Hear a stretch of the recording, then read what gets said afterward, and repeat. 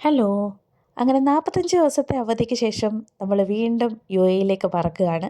അപ്പോൾ രാവിലെ തന്നെ എയർപോർട്ടിലൊക്കെ എത്തി. എല്ലാവരും ചോദിക്കുന്ന ഒരു ക്വസ്റ്റ്യൻ ഉണ്ട്, തിരിച്ചു പോകുമ്പോൾ സങ്കടമുണ്ടോ എന്നുള്ളത്.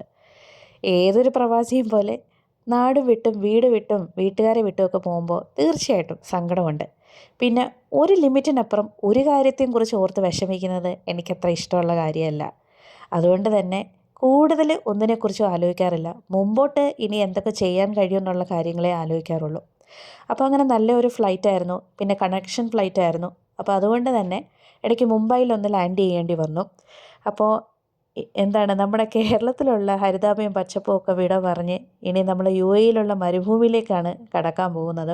അപ്പോൾ അതിന് മുന്നേ മുംബൈ എയർപോർട്ടിൽ നിന്ന് ഷോപ്പിങ്ങിന് വല്ല സ്കോപ്പ് ഉണ്ടോ എന്ന് നോക്കിയാണ്. പക്ഷേ ഒന്നും നടക്കത്തില്ല. നല്ല കട്ട റേറ്റാണ് കേട്ടോ. ഓരോ ഐറ്റത്തിനും അന്യായ റേറ്റാണ്. അപ്പോൾ പിന്നെ ഞാൻ അതൊക്കെ അവിടെ സ്റ്റോപ്പ് ചെയ്ത് വെച്ചു.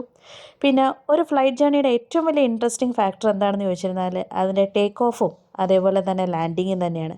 അപ്പോൾ ഞാൻ തൊട്ടടുത്തൊരു ലാൻഡിങ് കണ്ടപ്പോൾ അതെൻ്റെ ഫോണിലൊന്ന് ക്യാപ്ചർ ചെയ്തതാണ്.